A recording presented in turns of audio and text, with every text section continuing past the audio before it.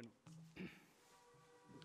buenas tardes a todos, muy bienvenidos a los que están acompañándonos aquí en el aula magna de la Escuela Diplomática y a todos los que se conectan por el canal YouTube ahora o dentro de un rato, y seguro que tienen gran interés en seguir esta tercera charla de un ciclo de 4 charlas con el tema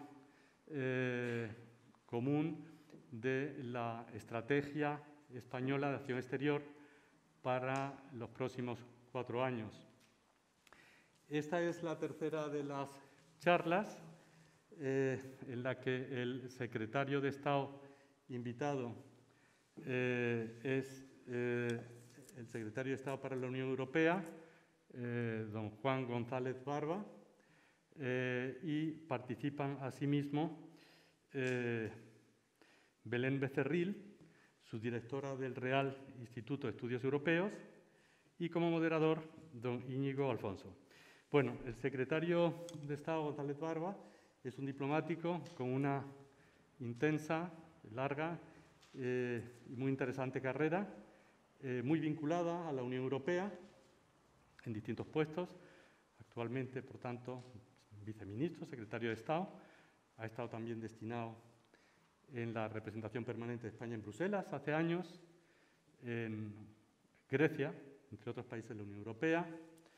Ha sido director general para Oriente Medio, África, del Magreb, y tiene, por tanto, una larga trayectoria de compromiso con la integración de la Unión Europea.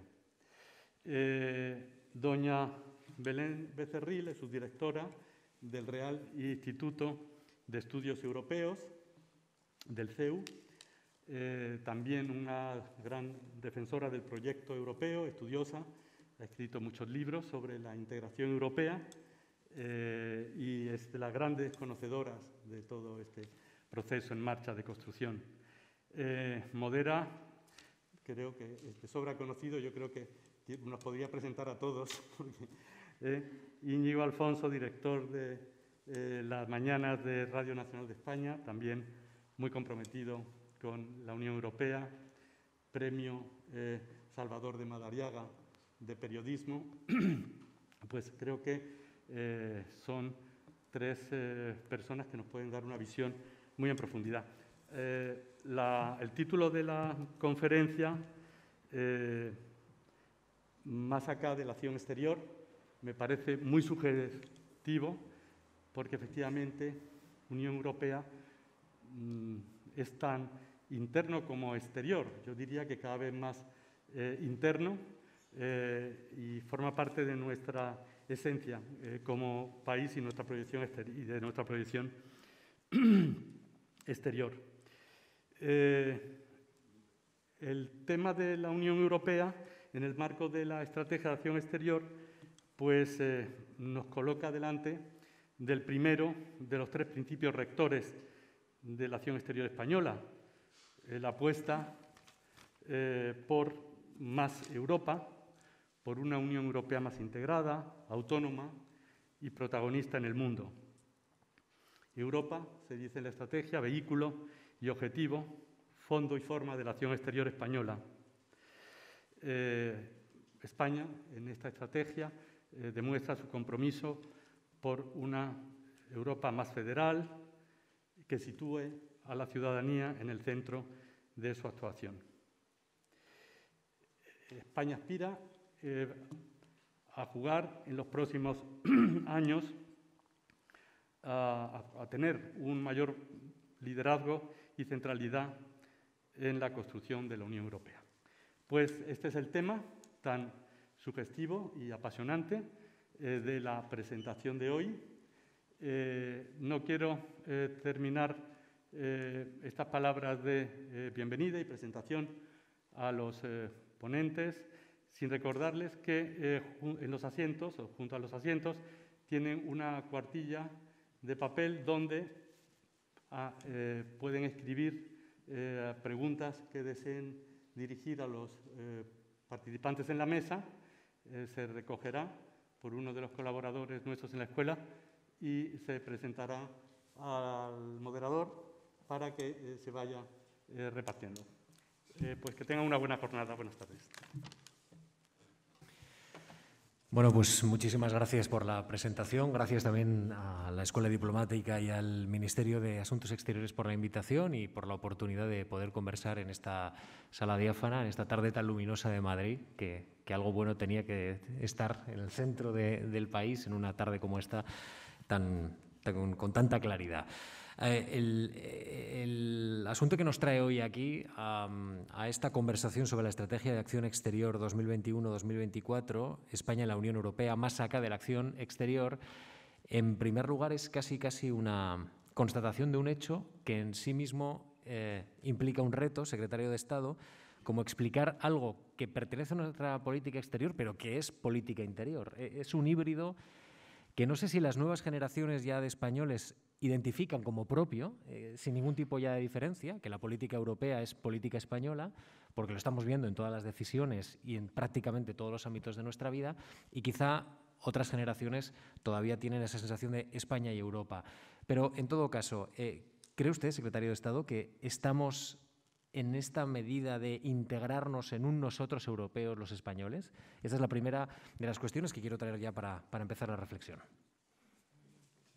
Muchas gracias, Íñigo, Belén, director, querido Alberto y otros amigos que veo aquí en la sala. Sí, efectivamente, la pregunta que haces, Íñigo, es absolutamente pertinente. ¿Es política exterior? ¿Es política exterior la política europea?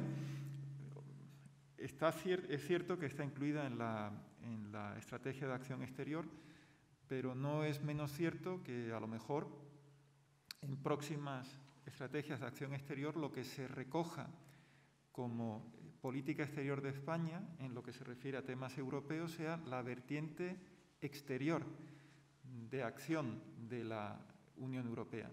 Quiero decir, las relaciones de la Unión Europea con el continente africano, con China, con América Latina, pero no lo que tiene que ver con la política agrícola común, con toda la agenda de transición ecológica, con toda la agenda de transición digital, con la Unión en ciernes sanitaria europea, que tiene su primera manifestación palpable para todos los ciudadanos en la estrategia y campaña de vacunación europea. Eso, evidentemente, no lo siente el ciudadano español y el ciudadano europeo en general como algo que concierna a las relaciones exteriores en las que el peso principal corresponde a los gobiernos por definición. Es algo que nos concierne a todos, desde luego Administración Central, no solo el Ministerio de Asuntos Exteriores, Administración Regional, local, y al ciudadano y al movimiento asociativo en general.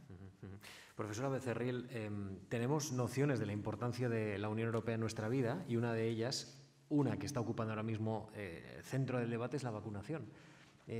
¿Es la vacunación una buena oportunidad para sentirnos más europeos? Este proceso de inmunización masiva que empieza ya a tomar forma en este territorio. En primer lugar, muchísimas gracias, embajador, director de la escuela, muchas gracias, secretaria de Estado para la Unión Europea, querido Íñigo, muchas gracias. Es un placer estar aquí. ¿Es una oportunidad para la Unión Europea? Yo creo que sí, que ha sido una oportunidad.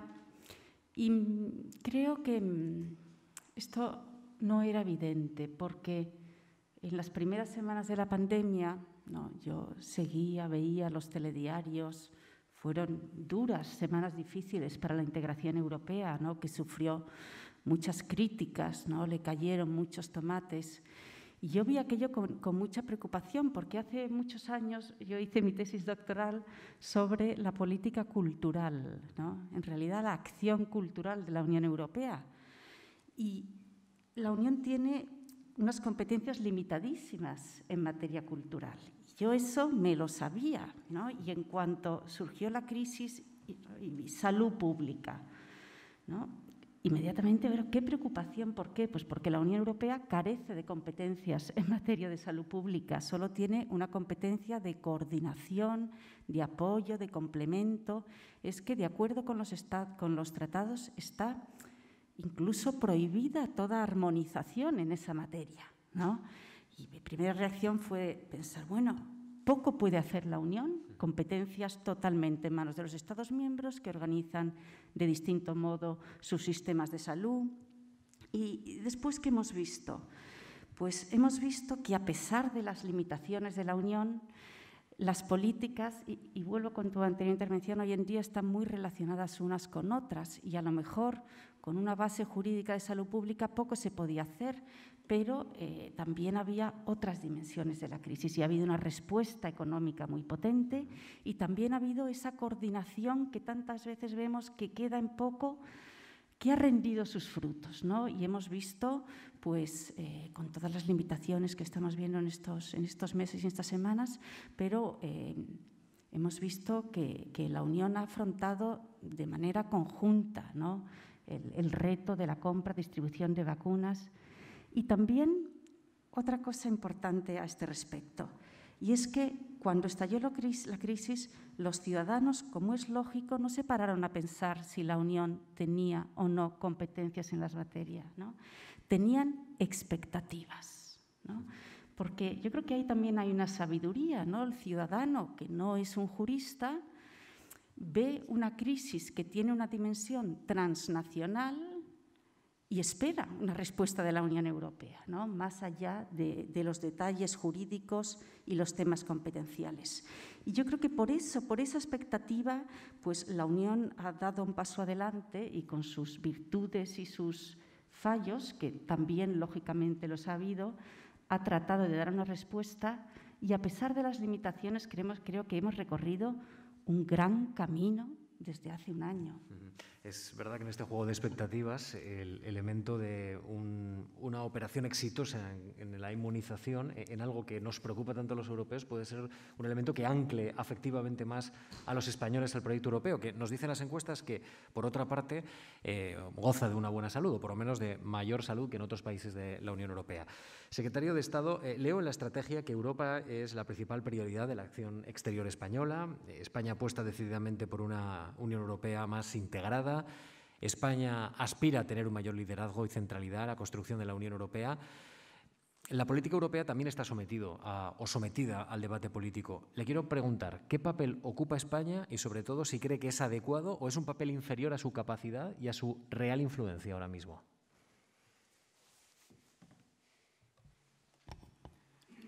Yo pienso que el papel que ocupa y que tiene que ocupar España, y digo España y no el gobierno español porque es importante que asumamos que Europa somos todos, es la administración central, es la administración autonómica, la administración local, es el mundo asociativo, es el mundo de la investigación, cuánta investigación se lleva a cabo en nuestras universidades e institutos de investigación que no esté de alguna manera u otra subvencionada por el programa Horizonte 2020 y el actual, pues casi insignificante, ¿no? O sea que prácticamente hay pocos ámbitos en nuestra vida que no estén vinculados con Europa. Por tanto, el propósito de todos los españoles es influir lo más posible en un proyecto que es nuestro, porque con algunas excepciones, yo creo, y es una de las grandes bazas que tiene España, que hay pocos españoles que no piensen que su proyecto nacional, el proyecto español, no es ahora mismo indisoluble del proyecto europeo. Y esa es una de nuestras principales fuerzas. Luego, hay que atender a lo que es y hay que analizar la realidad europea desde el punto geográfico, desde el punto de vista histórico. Geográficamente, España ocupa un cierto lugar periférico. No estamos en la centralidad que corresponde pues, al espacio que va entre el Oder y el Rin, por así decirlo, en el que todos los demás han jugado y han desempeñado un papel que nosotros, salvo en determinados momentos históricos, no hemos desempeñado. También, por circunstancias históricas españolas, no participamos en este proyecto desde su fundación, desde la CECA y luego la constitución de las comunidades europeas. Nos incorporamos más tarde. Ahora bien, así todo, reconociendo la primacía que tiene que tener en el proyecto europeo el llamado eje franco-alemán, pero eso mucho antes de la formación de las comunidades europeas, como se llamaban entonces, sino del propio momento iniciático de Europa como tal, que se puede retrotraer incluso a la coronación de Carlomagno, allá por el año 800. Reconociendo esta situación que viene por imperativos geográficos e históricos, yo pienso que España solo estará en forma en la medida en que participe activamente en el proyecto europeo. Ese es el propósito, sin duda, del Gobierno, pero yo creo que es el propósito de la mayor parte de las fuerzas políticas y también de la mayor parte de los ciudadanos, individualmente o en el ámbito de las distintas asociaciones en las que participan. Profesor Becerril, ¿qué opina? ¿Qué papel ocupa España? ¿Es adecuado el rol? ¿Debe ganar más protagonismo? ¿Cómo se gana ese protagonismo? Bueno, yo creo que, comparto lo que ha dicho por completo el secretario de Estado, ¿no? Yo creo que España ha vivido, ¿no?, sus mejores años en la integración europea, ¿no? La Unión nos ha dado crecimiento económico, estabilidad democrática, ¿no? Y por lo tanto creo que apostar por más Europa, ¿no?, como hace la estrategia, es y ha sido siempre pues, la mejor receta para España, ¿no? Una cuestión que se aborda en la estrategia es cómo hacer esto, ¿no? Y el debate sobre el motor franco-alemán y cuál debe ser el papel de España. ¿Debe estar, ¿no?, cerca del motor alemán o debe también buscar otras alianzas, otros socios, cultivar otros socios, ¿no?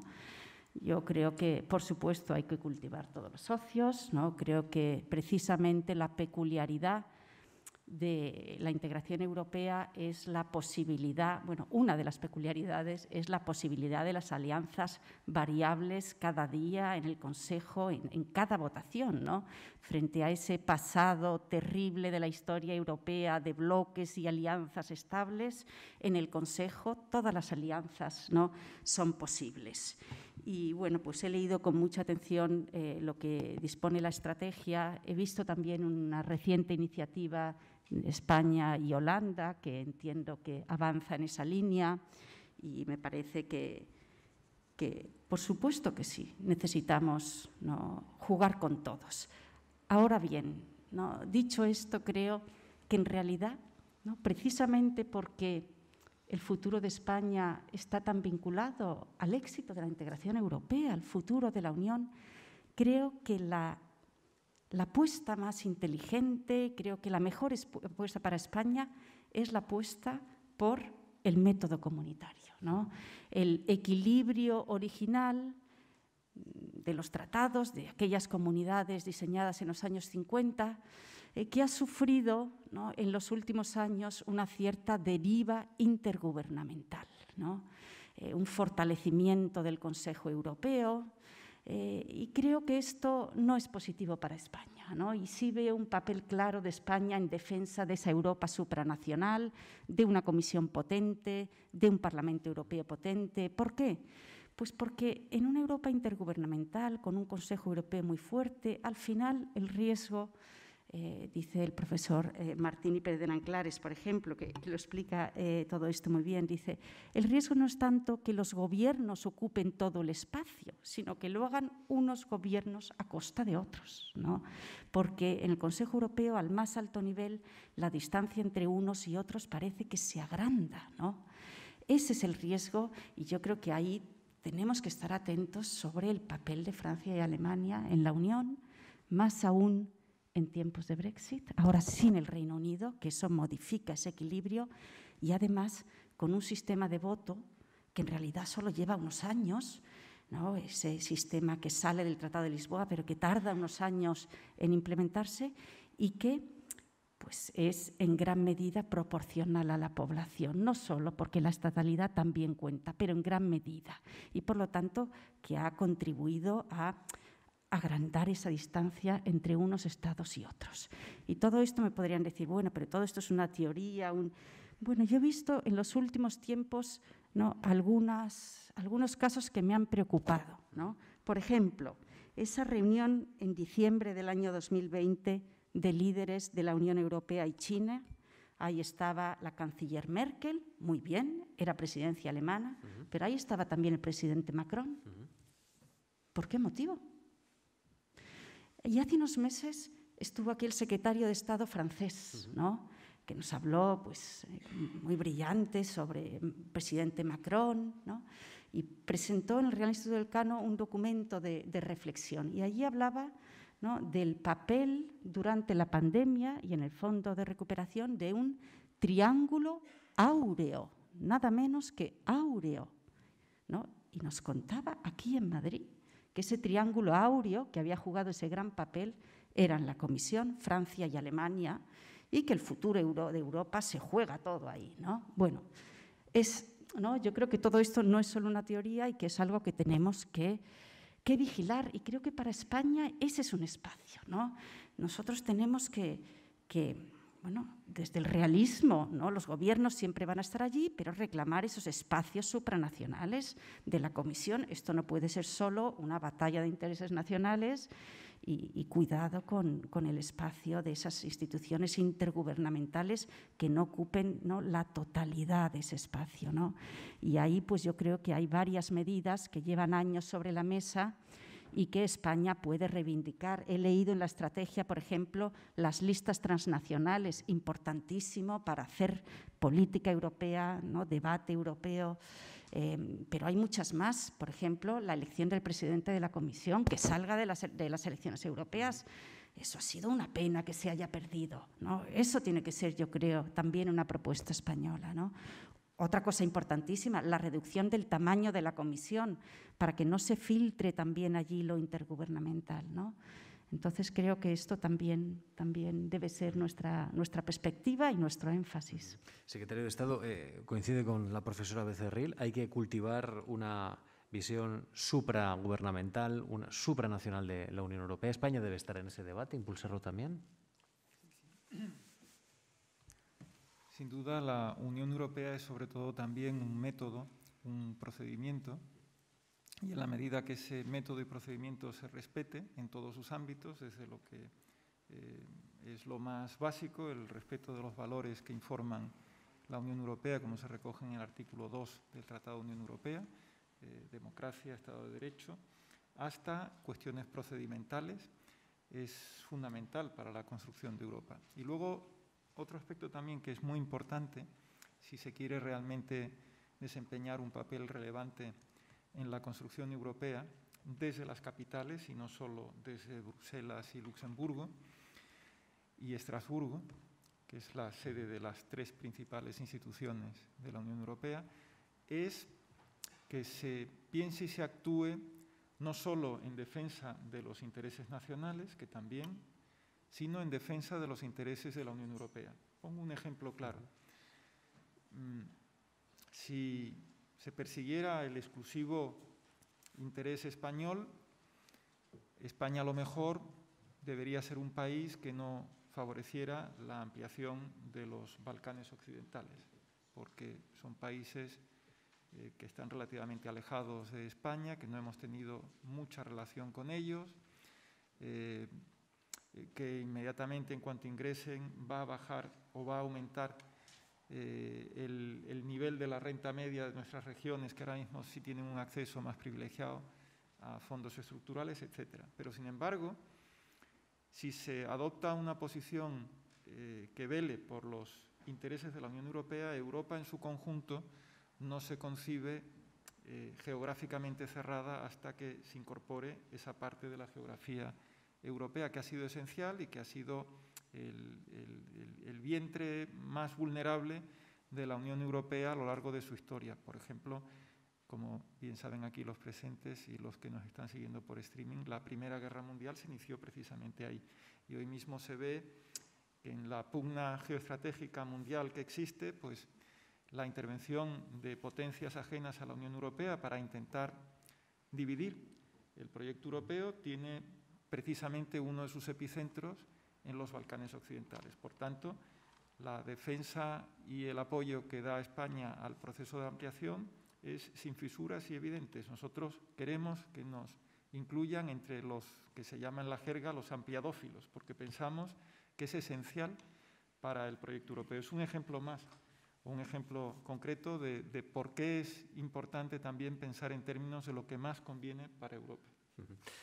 Profesora Becerril, la estrategia específicamente menciona esta orientación, el apoyo a una mayor autonomía estratégica que nos haga más resilientes, menos vulnerables en ámbitos clave. En su opinión, ¿cuáles son nuestras vulnerabilidades que debemos proteger y resolver, intentar convertir en fortalezas en este ámbito en el que el poder, bueno, está tan discutido y que tiene esta forma, ¿no? Esta anatomía tan difícil a veces de concretar, el hecho de que una vulnerabilidad se puede convertir en una fortaleza en estos tiempos?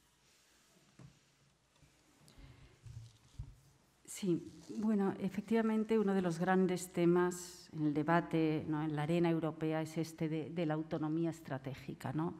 Durante mucho tiempo hemos utilizado este término para hablar sobre todo de política exterior, ¿no?, y de soñar con la posibilidad de que la Unión juegue un papel, ¿no?, más allá de lo comercial, en política exterior más importante. Y bueno, en los últimos tiempos también se ha extendido a otras áreas y hablamos del mundo tecnológico, digital, hablamos también de ciertos aprovisionamientos y de política industrial, en fin. Ser capaces de tomar las riendas sobre los grandes retos del futuro, actuar conjuntamente, ¿no? Autonomía estratégica. Está en este documento, está en el debate europeo todos los días, ¿no? ¿Cómo decir que no, ¿no? ¿Cómo decir que no? ¿Cómo no apoyar, ¿no?, esa apuesta por una Unión Europea que asuma un papel más potente, ¿no?, que deje de ser considerada una potencia en términos comerciales, pero no en términos de política exterior? Sin embargo, yo quisiera decir también algo, ¿no?, introducir una nota más crítica en este debate, ¿no? Llevamos hablando de política exterior toda la vida, ¿no?, muy en particular desde el Tratado de Maastricht a inicio de los años 90. Y en ningún área como en esta hemos visto la brecha entre expectativas y capacidades. Hay un famoso artículo de Christopher Hill de principios de los años 90 en el que hablaba de esa brecha, ¿no? Hablamos de política exterior en términos de ambiciones, de lo que queremos, y no en términos de qué capacidad tiene la Unión, ¿no? Capacidad en cuanto a qué instrumentos, ¿no? También qué recursos. Y otra cosa importantísima, qué mecanismo de toma de decisiones. Entonces, yo creo que esto ha sido una pauta en el proceso de integración. Muchas veces hablamos en términos de ambiciones, hablamos de la política migratoria europea, de la política exterior europea, pero los gobiernos no quieren dar a la Unión las capacidades, ¿no?, que pueden hacer realidad esos objetivos, ¿no? Y eso causa, ¿no?, una permanente frustración, ¿no? Y eso lo hemos visto en política exterior desde el principio, en los años 90, en los Balcanes, pero todavía está allí. Entonces, yo creo que debemos tener cuidado con las expectativas. Claro que queremos poder tomar las riendas de nuestro futuro y una unión más fuerte en la escena internacional, pero cuidado con las expectativas. Estamos dispuestos a dar a la Unión las capacidades necesarias, estamos dispuestos a permitir que se vote por mayoría cualificada en el ámbito de la política exterior. ¿Están los gobiernos de acuerdo?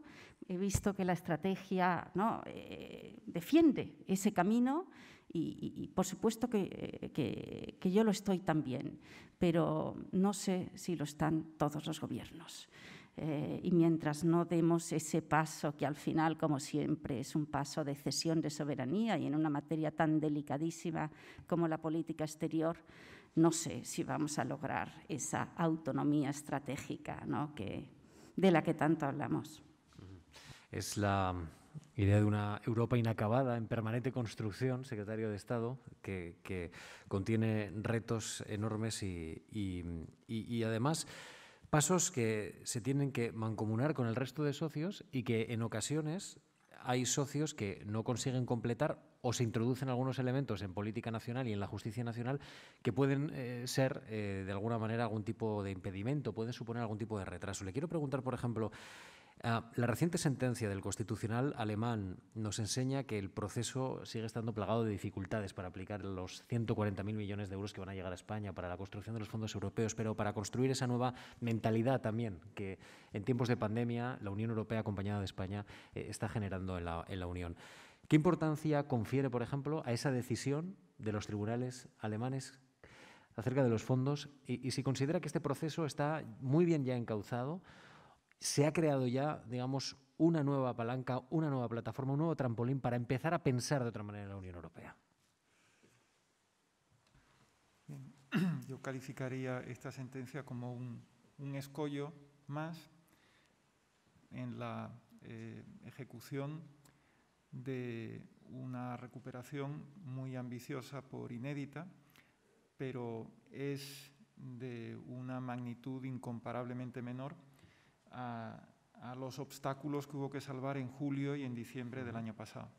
Lo que era la propia idea de que la Comisión, en nombre de la Unión Europea, emitiera deuda conjunta que no se amortizaría hasta el año 58, con lo que eso significa de creación o de otorgación al euro de un papel de reserva, de divisa de reserva, lo que ha significado también el compromiso de crear nuevos recursos propios, más o menos en la jerga europea esto sería algo así como impuestos comunes, porque como esta emisión de deuda se canaliza su amortización del principal y de intereses vía presupuestos de la Unión Europea, para que se puedan seguir financiando lo que son los programas y políticas habituales de la Unión Europea, hace falta crear estos nuevos recursos propios para que el presupuesto se mantenga por lo menos al nivel anterior. Otro paso de enorme calado. Para que de esta cantidad que se va a llegar, 750.000 millones de euros, más de la mitad, 390.000 millones, se van a canalizar vía transferencias no reembolsables, para que se haya establecido una gobernanza especial a la hora de aprobar los planes nacionales de reconstrucción y resiliencia de cada uno de los Estados miembros, con un mecanismo que incluye al propio Consejo con la posibilidad del llamado freno de emergencia. Más luego, en diciembre, toda la cuestión que hubo sobre el Estado de Derecho, el reglamento de condicionalidad de Estado de Derecho, y hubo 2 Estados miembros que enarbolaron la amenaza de veto si no se modificaba el acuerdo al que llegó la presidencia rotatoria alemana con el Parlamento Europeo. También se salvó in extremis, con lo cual esto es un nuevo escollo de una magnitud infinitamente menor que lo que hemos atravesado. Y digo infinitamente menor porque el Tribunal de Justicia de la Unión Europea lo tiene muy claro. A la hora de interpretar el derecho comunitario, y esto lo es el último intérprete que tiene la palabra, ¿no? Entonces, bueno, pues sí, es una manifestación más de que es a veces difícil compaginar lo que es la doble esencia de la Unión Europea, que por una parte es una organización internacional típica. Los tratados se han constituido de resultas de una negociación entre gobiernos con un proceso de ratificación de parlamentos nacionales. La atribución de competencias según los tratados es tradicional, en el sentido de que la Unión Europea solo tendrá las competencias que le atribuyen los tratados, y además estas competencias se van a interpretar cuando son compartidas según el principio de subsidiariedad. Y para aquellos casos en que, subsidiarias o no, las ejecute la Unión Europea, se tienen que hacer según el principio de proporcionalidad.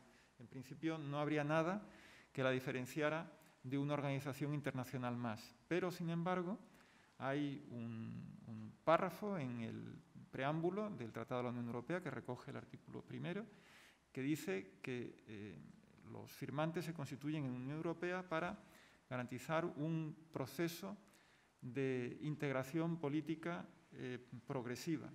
Con lo cual tenemos en el propio seno de la Unión Europea lo que han querido los gobiernos en su negociación y los pueblos soberanos en su ratificación, es dar competencias a una serie de instituciones que son cuasi federales, en el sentido de que las decisiones que van tomando van contribuyendo a que los tratados se interpreten de manera cada vez más favorable a ese proyecto integrador.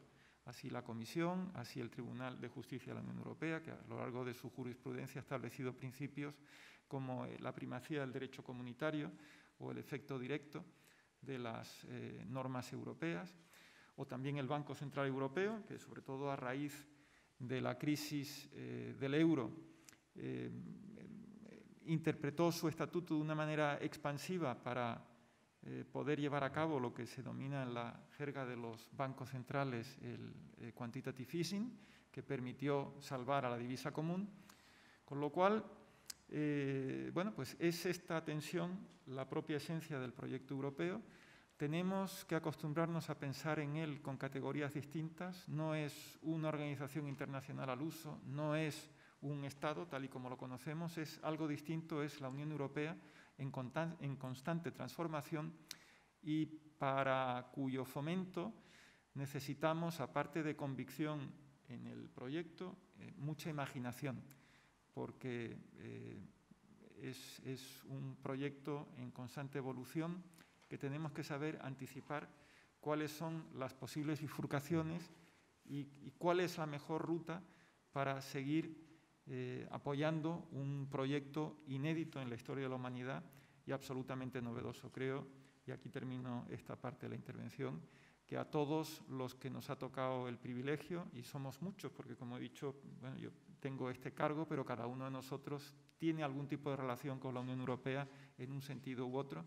Yo creo que los padres fundadores nos legaron una criatura que todos tenemos el deber de contribuir a que siga creciendo como lo está haciendo. Y lo que ha sucedido a lo largo de esta pandemia yo creo que es una buena prueba de que con voluntad de todos es posible dar pasos de gigante.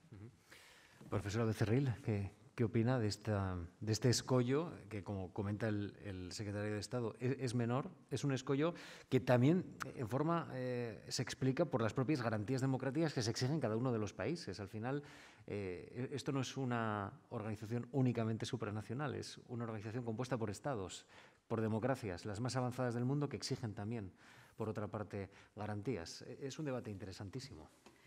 Sí, bueno, es un debate que me hace de nuevo pensar sobre el papel de Francia y Alemania, el de Alemania en particular, en la integración europea, ¿no? Y yo creo que es un elemento de preocupación. Es verdad que no es novedoso, no es la primera vez en absoluto que el Tribunal Constitucional alemán, pues desde la jurisprudencia, está aquí la profesora Concepción Escobar, así que no sé si voy a hablar de derechos fundamentales en la Unión Europea, debería hacerlo ella en mi lugar, pero bueno, como muy bien sabe, pues es una larga trayectoria la que tiene el Tribunal Constitucional señalando, ¿no?, límites, ¿no? Es verdad que, bueno, pues para España es una preocupación, como para tantos otros, en un momento muy delicado en el que esto nos preocupa, ¿no? Y nos preocupa que pueda solventarse pronto, ¿no? Porque es verdad que, bueno, cuando vimos en el verano pues esta gran novedad, este paso, ¿no?, que algunos han dicho que es el paso, ¿no?, hamiltoniano, ¿no? Este es el paso de construcción federal, que es el Fondo de Recuperación, al fin la Comisión Europea, ¿no?, va a endeudarse y desde entonces pues somos conscientes del gran paso que se ha dado, pero al mismo tiempo pues hemos afrontado, como acaba de decir el secretario de Estado, numerosas dificultades. Esta es una más, ¿no? Efectivamente, las preocupaciones vienen de aquí, pero también vienen, ¿no?, por el caso de Hungría, por el caso de Polonia, ¿no?, por el Estado de Derecho en estos países y por la posición, ¿no?, que han adoptado, ¿no?, dificultando la aprobación de estos fondos y de los nuevos paquetes, ¿no?, mientras no se les diesen pues determinadas garantías de que no se condicionarían al respeto al Estado de Derecho los fondos europeos, ¿no? Bueno, yo diría ¿no? Si tuviese que apostar que vamos a salir bien parados de todo esto, ¿no? Incluso que habrá reglamento y que habrá un sistema para condicionar los fondos europeos al Estado de Derecho, ¿no? Pero es verdad que, bueno, pues que es un momento muy difícil, ¿no? Y que los retos para la Unión y los tropiezos son muchos, ¿no? Y las expectativas también de los ciudadanos son muchas, ¿no? Y todo eso hace que sea un momento pues, particularmente delicado, ¿no? El debate de la fiscalidad es otro de los elementos en los que se habla en la estrategia de acción exterior como parte de los elementos inacabados. Mencionaba, secretario de Estado, la necesidad de que España apoye grandes debates, grandes líneas que nos lleven a confluir en grandes políticas europeas y en políticas que ayuden a conformar y a seguir cuadrando una Unión Europea inacabada, permanentemente en proceso de creación, decía usted hace unos minutos. Acabo de terminar un libro de Adela Cortina, Ética Cosmopolita, que habla de la fuerza que tiene un concepto muy relacionado, en primer lugar, con la religión, pero que ella lo lleva a un terreno casi como un valor cívico, como un valor ciudadano, que es el ámbito de la compasión cívica. Dice que tenemos que crear un mundo en el que nos preocupemos de los demás, porque solo en ese conjunto y en ese bienestar conjunto podremos salir de grandes retos, y entre ellos está, evidentemente, el de la pandemia. Es verdad que la pandemia introduce una serie de urgencias, es verdad que el debate de la fiscalidad es uno de los grandes debates inacabados, pero ¿se puede a través de este debate garantizar un equilibrio y un territorio en la Unión Europea que esté permanentemente ligado a que los ciudadanos que vivan en este territorio, puedan tener un perfil más relacionado con la equidad, puedan también tener más igualdad, puedan tener más capacidad para desarrollar también sus propios futuros con normas de justicia? ¿Cree usted que ese es un ámbito en el que tiene que trabajar la Unión Europea, pero no incorporarlo básicamente desde el punto de vista económico, sino casi desde el punto de vista de los valores fundacionales? Sí, Íñigo, yo creo que este es un valor que está allá, que se llama solidaridad y que informa muchísimas políticas de la Unión Europea. Desde luego informa todo lo que es la recuperación, porque lo que se ha querido es que la recuperación no se haga a costa de lo que era la agenda de trabajo de las actuales instituciones, que es la transición, básicamente la transición ecológica, la transformación digital y la inclusividad. Y por inclusividad se refiere o nos referimos a todo lo que se ha denominado como el Pilar Social Europeo, que se aprobó en el Consejo Europeo de 2017. Recientemente la Comisión ha presentado un plan de acción sobre el Pilar Social Europeo con objetivos específicos en materia de empleo, en materia de reducción de la brecha de desigualdad, en materia también de reducción de la pobreza, y que va a conocer ahora en presidencia portuguesa un hito importante que será la cumbre de Oporto del próximo mes de mayo. Solidaridad también está presente en toda la campaña de vacunación y lo que es la Unión Sanitaria en ciernes, porque esta ha sido una decisión muy importante que tomó el Consejo, que tomó la Comisión, y por supuesto con el apoyo del Parlamento Europeo, porque la posibilidad habría sido que aquellos Estados miembros que contaban con farmacéuticas y que estaban ya en un mayor desarrollo de la consecución de la vacuna, que sencillamente hubieran optado por estrategias nacionales. Hubo una renuncia para hacerlo precisamente por el principio de solidaridad, que ha dado lugar a algunos tropiezos. Lo llamaría tropiezos, no lo calificaría con palabras más gruesas ni mucho menos, y creo que las críticas que se han vertido en buena medida son infundadas, aunque todo es mejorable y ciertamente esto puede mejorarse.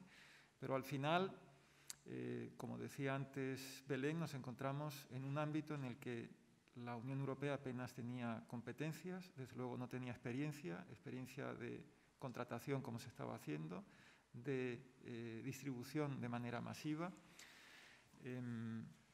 Y a pesar de todo, puede resultar, en comparación con el Reino Unido o Estados Unidos, que la campaña se logre lo que se supone que será la inmunidad de rebaño, alrededor del 70% de la población adulta vacunada, con un retraso de unas semanas, 4, 5, 6 semanas, y todo eso ha sido en virtud del principio de la solidaridad. También el principio de la solidaridad informa lo que tiene que ser la política de migración y asilo de la Unión Europea frente al principio de la responsabilidad. En el mismo fiel de la balanza tiene que encontrarse el de la solidaridad. Y por último, me he referido al principio, y termino ya en esta parte de la intervención, a la transición ecológica. ¿Qué es la transición ecológica en la que la Unión Europea tiene una posición de vanguardia, sino la solidaridad de las generaciones actuales con las generaciones venideras? Con lo cual, yo creo que es un principio esencial desde el arranque del proceso europeo. ¿Qué opina, profesora? Tenemos ahí pendiente el debate de la fiscalidad como uno de los puntales del proceso de integración. Sí, bueno, yo creo que efectivamente el principio de solidaridad, como ha dicho el secretario de Estado, está ahí desde el principio. Los padres fundadores hablan todo el tiempo de la solidaridad, ¿no? El proyecto europeo nunca ha sido un proyecto que se haya limitado al mercado interior, siempre ha tenido una finalidad, ¿no? Desde sus primeros pasos, ¿no? Un horizonte más amplio, ¿no? Yo creo que además pues España ha hecho mucho, ¿no? En materia de solidaridad, ha sido una contribución con los fondos de cohesión, con los fondos regionales, con ese gran entendimiento que hubo con Alemania que nos permitió, pues allá por el Tratado de Maastricht y bueno, en aquellos años, ¿no? En los 80, en los 90, construir una Europa más solidaria. Creo que hemos jugado un papel también, ¿no? Aquí en los últimos años, y que eso es algo muy positivo. También creo que tenemos que comprender los puntos de vista de nuestros socios europeos, ¿no? Durante la pandemia, pues también a nuestros socios frugales les cayeron muchos tomates, ¿no? Y no faltaron las voces de aquellos que decían en España que una unión sin eurobonos era insolidaria, inútil y bueno, ¿no? Y yo creo que hay que comprender que en la Unión Europea pues siempre habrá este tipo de tensiones y tener una visión más realista, ¿no? Yo en aquellos momentos durante la pandemia pensaba que tampoco España es un modelo de solidaridad interterritorial precisamente, ¿no? Entonces, bueno, comprendamos a nuestros socios que son contribuyentes netos al presupuesto de la Unión, siempre van a existir tensiones de esta naturaleza, ¿no?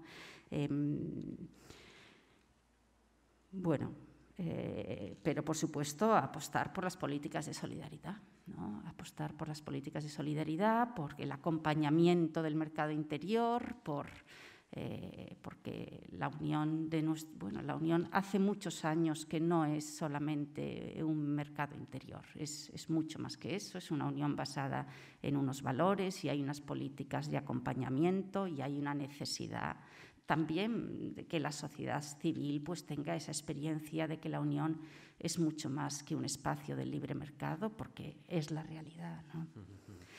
Las tareas pendientes del proceso de integración tienen que ver también, secretario de Estado, con algo que ha mencionado, que es la política de asilo y la política migratoria. Voy a traer también aquí a Adela Cortina, que en su libro Aporofobia creo que es una pensadora muy interesante en estos tiempos, porque introduce varias coordenadas que nos llevan a terrenos de la política que a veces explican difícil desde el punto de vista de los gobiernos, pero también desde el punto de vista de la sociedad que asiste pues a este continuo goteo de personas que en un mundo o en busca de un mundo mejor, ¿verdad, secretario de Estado?, se introducen en una barca, en una embarcación, dejan todo y a veces pierden hasta su vida. Adela Cortina dice que en Europa estamos desarrollando una suerte de aporofobia, de miedo al pobre o de rechazo al pobre con este tipo de imágenes, porque les estamos atendiendo, pero también se está generando olas que demuestran en la política probablemente una respuesta de lo peor que somos, ¿no? ¿España cree usted que se siente entendida por el resto de socios europeos? Se lo pregunto porque veo una Europa o una Unión Europea muy centrada en el Mediterráneo y poco en el Atlántico, en lo que llega de Canarias. Veo un ministro de Interior que está buscando fórmulas, pero que tampoco encuentra un eje en muchos países que ven que el principal frente de este reto común está en el Mediterráneo. Secretario de Estado, ¿qué tiene que hacer la estrategia, esta estrategia que estamos hoy revisitando y revisando? ¿Por dónde tiene que ir para convencer al resto de socios que también nosotros aquí tenemos un reto colosal? Yo creo que aquí es importante tener en cuenta, primero, que para que una política de asilo e inmigración europea sea exitosa, tiene que tener una perspectiva europea. Y esta perspectiva, desde el punto de vista migratorio, así como el punto de vista de la política exterior, es difícil de conseguir. Hace falta todavía posiblemente muchos años de integración europea para que un ciudadano que resida en países septentrionales se siente interpelado por el drama que está ocurriendo en las costas del Mediterráneo o en las costas del Atlántico entre África Occidental y Canarias. Eso en primer lugar. Luego,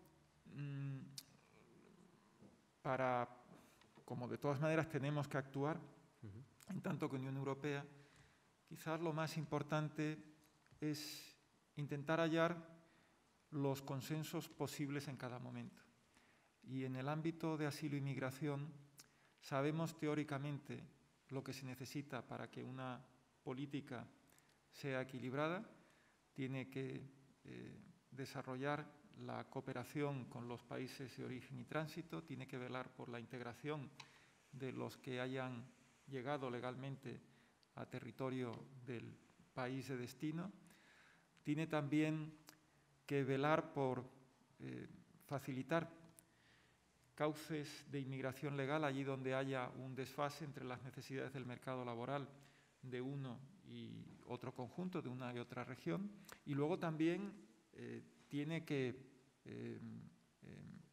utilizar todas las políticas a su alcance, porque estos movimientos de personas, estos flujos de personas se realicen de una manera ordenada y legal, porque si no, sencillamente la Unión Europea, que es un territorio de la dimensión que tiene y de la población que tiene, sencillamente no podría atender a las necesidades del resto del mundo, sencillamente dando cobijo a todo aquel que quiera venir a nuestro territorio, a nuestros países, a nuestra Unión a vivir. Es simplemente un ejercicio de realismo. Entonces, ¿dónde empezaría el consenso básico? Es una propuesta que España presentó junto con Italia y con Francia, y luego se han unido otros países. En el último Consejo de Ministros, en realidad consejos de ministros, porque fue una reunión conjunta entre el Consejo de Asuntos Exteriores y el de Interior, para como primer paso centrarnos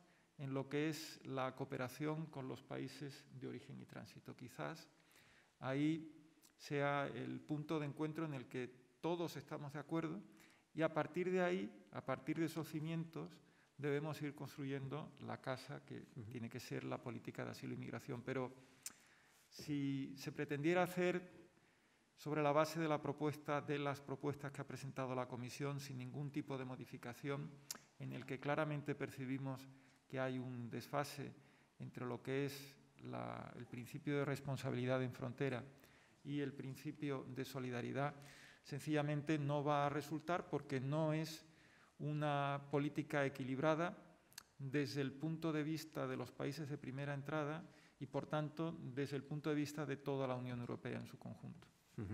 ¿Qué opina, profesora?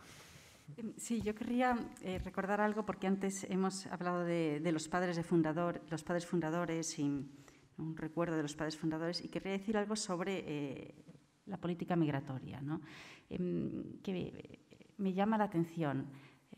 ¿No? ¿Qué hubieran pensado los padres fundadores en esta crisis de los refugiados que hemos vivido hace poco? ¿Cómo podrían afrontar ellos? ¿Cómo hubieran afrontado todo esto? Pues hay un dato muy interesante, y es que los tres tuvieron cierta relación, tuvieron responsabilidades, ¿no?, en relación con los refugiados. Adenauer, porque era alcalde de Colonia y durante la Primera Guerra Mundial aquello era el punto de paso de las tropas.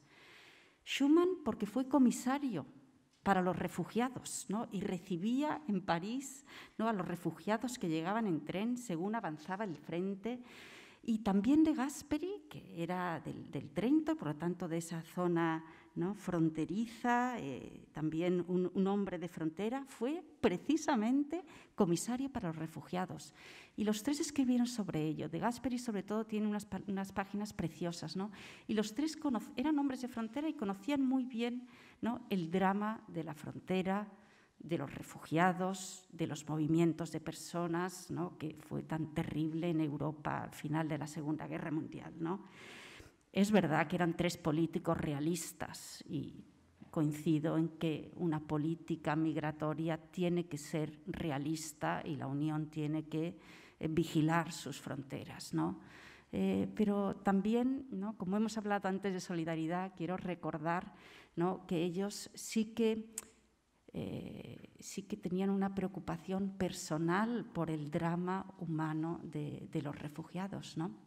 Y, por supuesto, pues una política migratoria para la Unión Europea es fundamental, para España es evidente su interés.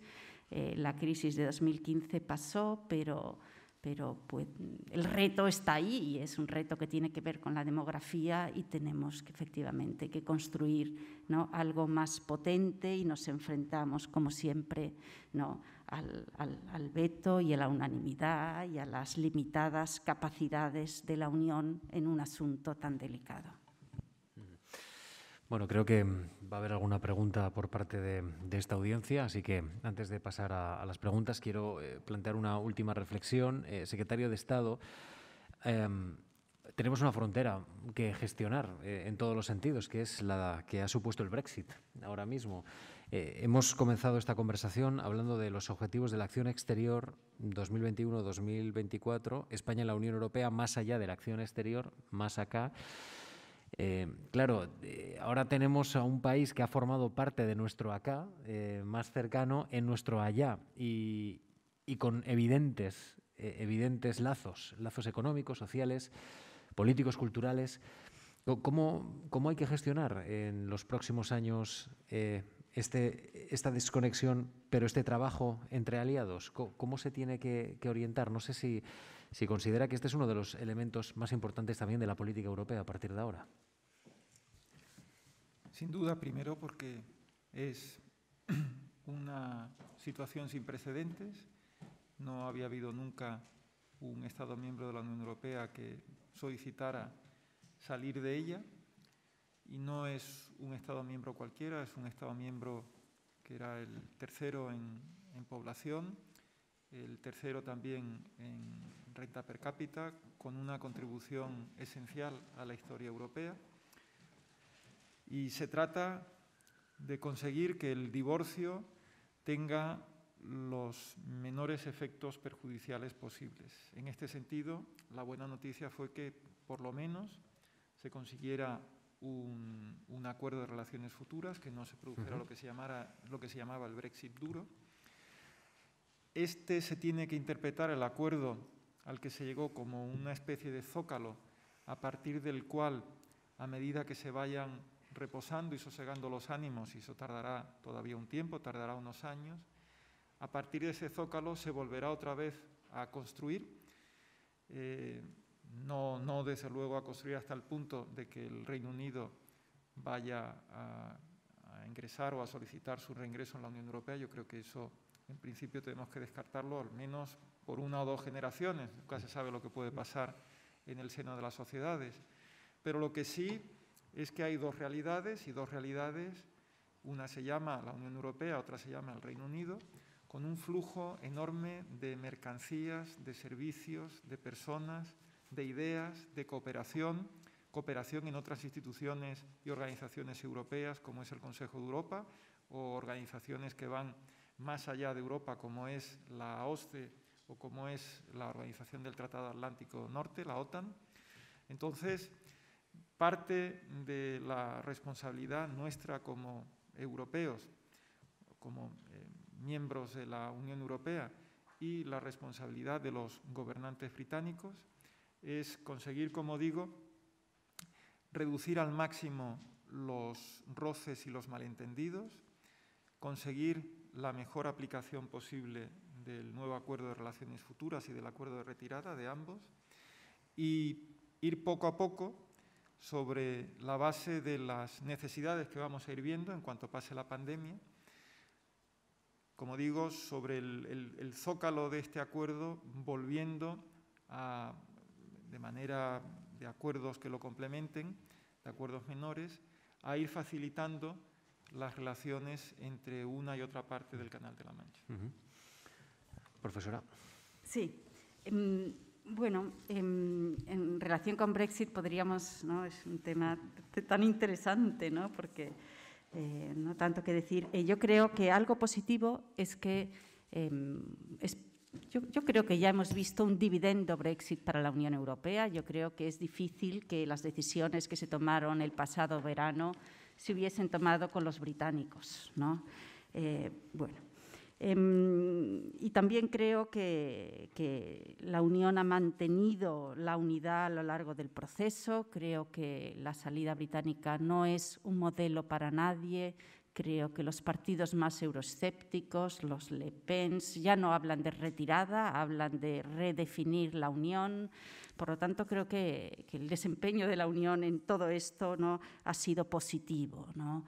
Y hay muchos motivos por los que esas voces más euroescépticas pues ahora bajan el tono, ¿no? Y ya no hablan como antes de retirada, ¿no? Probablemente las tensiones territoriales que estamos viendo en el Reino Unido sean uno de tantos motivos, por supuesto el económico, y tantos otros, ¿no? Pero dejando atrás el pasado y pensando en la relación de la Unión Europea con el Reino Unido hoy, ¿no? Y en particular en el caso de España, creo que evidentemente, ¿no?, por muchos vínculos a España le interesaba la relación más cercana posible.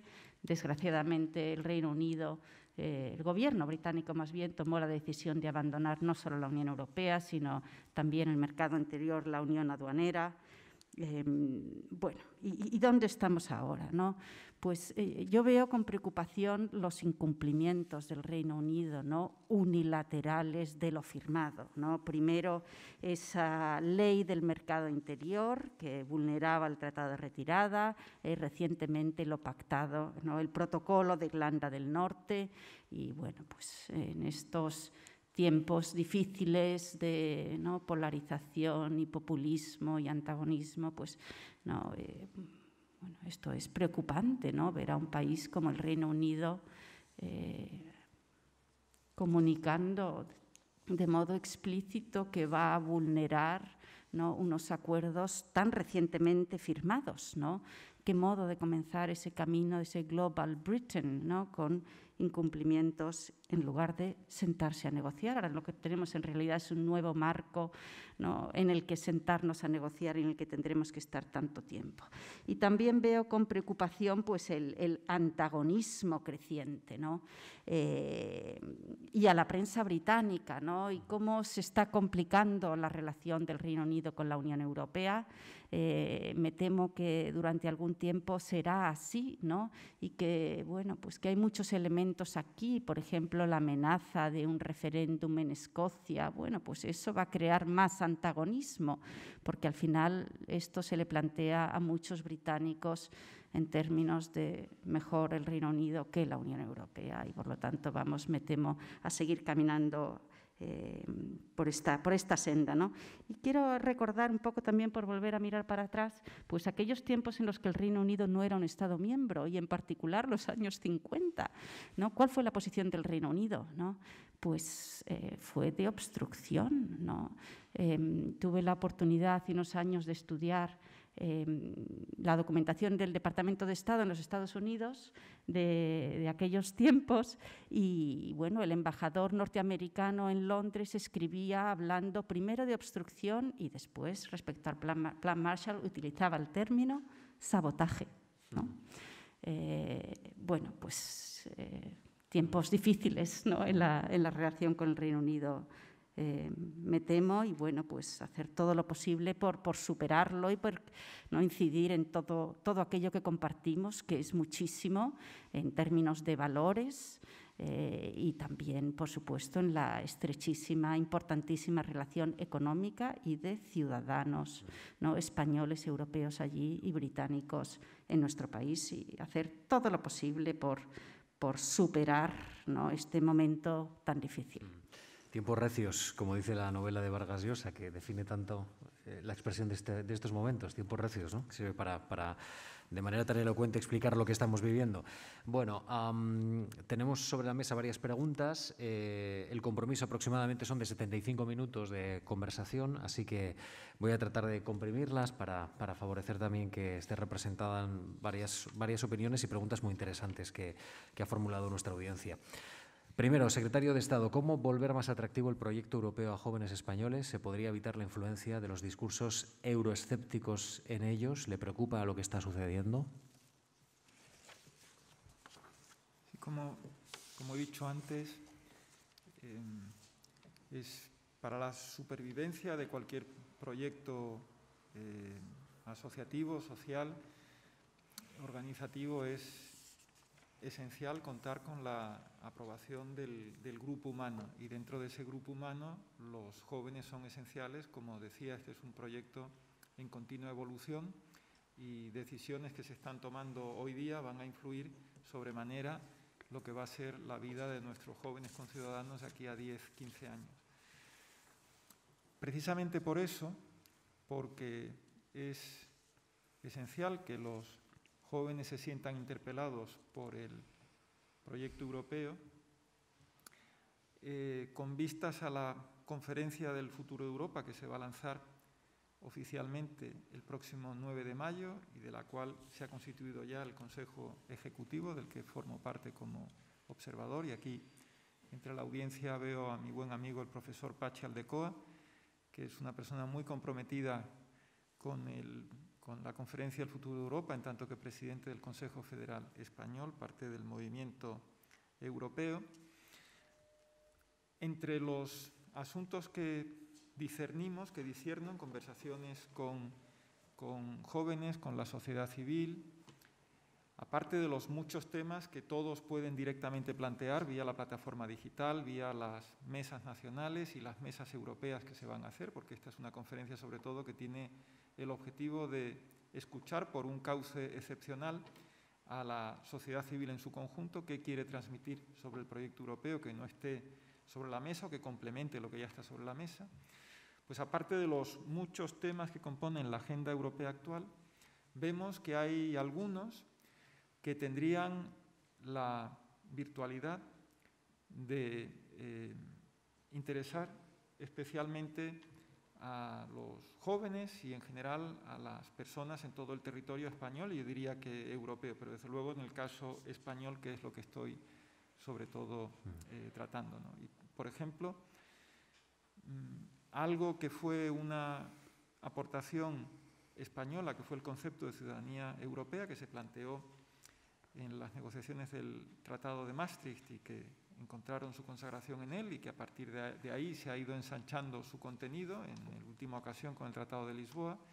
Pues bien, la Conferencia del Futuro de Europa podría ser una buena ocasión para plantear qué otros elementos podrían incluirse en este concepto que interesaran activamente a los ciudadanos españoles y europeos, entre ellos a los jóvenes. Luego también es importante, como decía, que no se considere que Europa es lo que pasa en las capitales de las instituciones comunitarias o en las capitales de los Estados miembros que conforman la Unión, sino en todo el territorio. Y para eso es muy importante involucrar al resto de la administración regional, que está más cerca del ciudadano que la nacional, y sobre todo la local.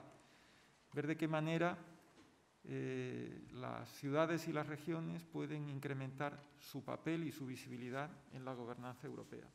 Y luego otro aspecto que creemos que podría también ayudar a identificar a los jóvenes en general y a la ciudadanía con el proyecto europeo, a a incrementar su sensación de pertenencia es el deporte. El deporte es un ámbito que apenas está regulado en los tratados fundacionales, pero que, como sabemos, constituyen una buena parte de los intereses y de las horas que emplea pues, la población en su ocio, tanto como espectador como practicante del deporte. Y tiene una carga simbólica enorme.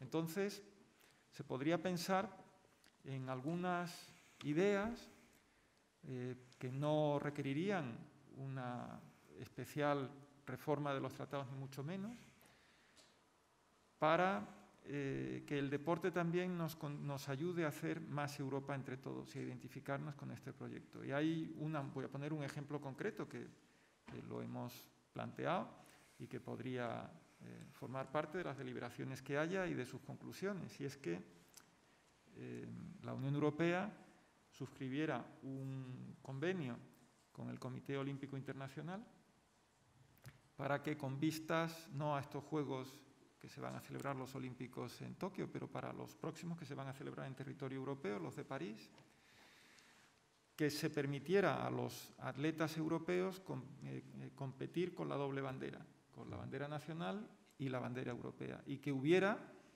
salvaguardando por supuesto el casillero, en el medallero de los Estados miembros europeos, un casillero reservado a la bandera azul con las 12 estrellas, a la bandera europea. Y eso de alguna manera a los ciudadanos europeos nos ayudaría a identificarnos con los logros que consigan otros atletas europeos, porque veremos que la Unión Europea en su conjunto pues, consigue deportivamente más que otros colosos del deporte, como pueden ser China o los Estados Unidos.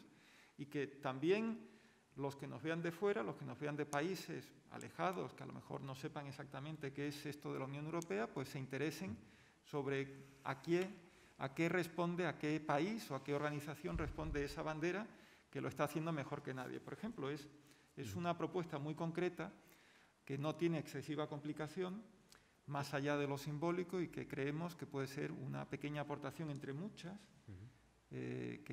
a las que dé lugar la conferencia esta que se va a inaugurar en breve. Profesora Becerril, preguntan, ¿cómo es posible que desde que ingresó España en 1986 en las comunidades europeas la única política de obligado cumplimiento para todos los países sea la PAC, la Política Agraria Común? ¿Por qué no hemos avanzado más? Bueno, yo creo que hay muchas políticas de obligado cumplimiento.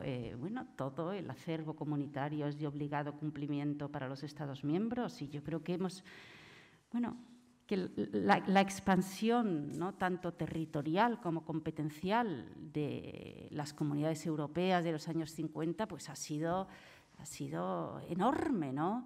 Hoy en día es difícil encontrar un ámbito en el que la Unión Europea no tenga competencias, ¿no?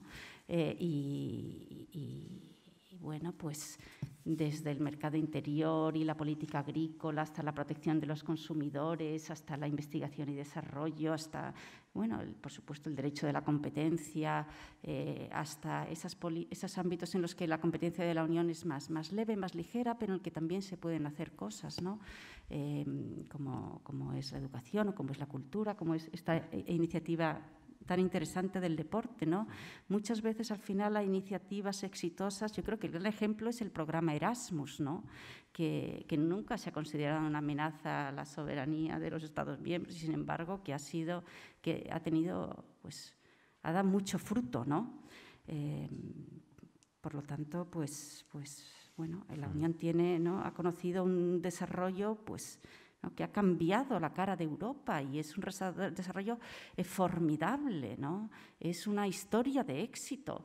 Y luego, también es un camino en el que hay muchos tropiezos y seguirá viéndolos, ¿no? Yo creo que es importante señalar que la Unión es imperfecta, ¿no? Es imprescindible, porque todo esto no lo podemos hacer los Estados solos, ¿no? Tampoco creo que lo hubiésemos hecho mejor solos contra la pandemia, ¿no? A pesar de todas las dificultades del proceso de vacunación, ¿no? Ni que hubiéramos competido los Estados miembros por las vacunas, los más fuertes económicamente, los más débiles, ¿no? Es una unión imperfecta, pero creo que es una unión imprescindible también. Estamos prácticamente fuera de tiempo, pero tengo dos cuestiones. La primera para la profesora. En vista a la baja participación de los ciudadanos en las elecciones en el Parlamento Europeo, le preguntan, ¿no cree que existe una cierta crisis de representatividad de esta institución frente a los parlamentos nacionales? Bueno, creo que es importante lograr más participación de los jóvenes, más participación en las elecciones al Parlamento Europeo, por supuesto que sí. Es verdad que a veces nos sorprenden los datos de confianza en las instituciones europeas, pero eso hasta que los comparamos con los de confianza en las instituciones nacionales, que en el caso de España suelen ser mucho peores, ¿no? Pero sin duda creo que hace falta más participación y creo que la gran propuesta para lograr más participación tiene que ver con el sistema de elección del presidente de la Comisión y creo que eso es algo que tenemos que conseguir entre todos y que además no requiere reforma de los tratados, ¿no? Al igual que la reducción del número de comisarios, tampoco está ya en los tratados, ¿no? Y por lo tanto, esos serían pasos muy importantes para vincular a la gente joven y a los ciudadanos en general. Secretario de Estado, termino con usted. Fusiono dos cuestiones. Con la mirada puesta en la presidencia española de la Unión Europea en el segundo semestre de 2023, le preguntan cuál puede ser nuestro papel en el apoyo de la autonomía estratégica de la Unión Europea en el desarrollo de la política común de seguridad y defensa. Y otra persona vinculada con esta cuestión dice, ¿tendrá más peso las misiones de las Fuerzas Armadas en las misiones de la Unión Europea en detrimento de la OTAN? ¿O por el contrario, con la llegada de la administración Biden, la OTAN también será una referencia en este punto?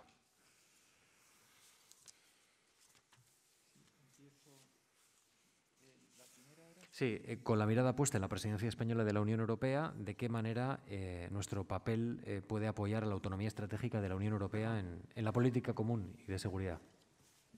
La autonomía estratégica es un concepto que surge del ámbito de la seguridad y defensa y, como se ha visto en el debate que se inició antes de esta crisis, pero que se ha incrementado durante la crisis de la pandemia, afecta a muchos ámbitos, afecta al mercado interior, afecta a lo que es la capacidad de los estándares comunes, afecta a la unión sanitaria, afecta al papel del euro, afecta a la cooperación internacional también. Nosotros, como España, el Gobierno español, ha querido contribuir mediante un documento que hemos negociado con Países Bajos y se presentó hace no mucho tiempo, a suscitar o a contribuir a este debate y además a contribuir, y se dice así en el documento que presentamos, con vistas también a la conferencia sobre el futuro de Europa. Este es un ámbito, por ejemplo, que si se quiere no es del interés de la mayor parte de los ciudadanos, pero sí de sectores muy específicos que como parte de la sociedad civil también son invitados a este debate, se espera sus contribuciones y bueno, esto al final tenemos que conseguir en el seno de la Unión Europea, entre todos, entre las instituciones, pero también los ciudadanos, claridad sobre el tipo de relación que queremos en la Unión Europea con el mundo. Y una cosa está clara, y esa es, por ejemplo, la posición de los gobiernos español y holandés, es que queremos que la Unión Europea siga abierta al mundo, es fundamental. Es una organización que, como organización internacional que es, lleva en su ADN el multilateralismo, que tiene que seguir siendo esencial. Y dentro del multilateralismo, y con eso entronco con la siguiente pregunta, la relación con la OTAN va a seguir siendo esencial. Hay que reforzar las capacidades militares de la Unión Europea, sin duda, pero eso se tiene que hacer como complemento o sin demérito a lo que es la alianza militar en la que participamos la mayor parte de los Estados miembros de la Unión Europea. España no ve en absoluto como algo incompatible el refuerzo de las capacidades militares de la Unión Europea y el refuerzo de la organización del Tratado del Atlántico Norte. Es más, antes me he referido a un país, el Reino Unido, que hasta hace poco era miembro de la Unión Europea, que sigue siendo miembro de la Alianza Atlántica, Hay también otro país muy importante para las relaciones de la Unión Europea, como es Turquía, que es un país candidato y que es país de la alianza de la OTAN. Entonces, en la medida que con esta nueva administración norteamericana que quiere volver a poner sobre la mesa una especial cooperación con la Unión Europea, con los países europeos y en el seno de la Alianza Atlántica, este va a ser uno de los ámbitos en que más fructífera será la coordinación y la cooperación con los Estados Unidos y también con el Reino Unido. Belén Becerril, subdirectora del Real Instituto Universitario de Estudios Europeos y profesora de Derecho en la Universidad de San Pablo CEU. Gracias de verdad por acercarse y por su análisis en esta tarde. Y Juan González Barba, secretario de Estado para la Unión Europea, también. Gracias por su presencia y por su análisis. Gracias a todos los que han estado presentes en esta sala, en este Salón de Actos de la Escuela Diplomática, y gracias evidentemente a todos los que nos rescatan cuando quieren, porque esta conversación ya forma parte del tiempo y eso siempre es algo muy, muy sugerente, pero también los que nos están viendo en continuo en estos momentos a través de la emisión en streaming. Gracias a todos ustedes. Gracias de verdad. Muchas gracias.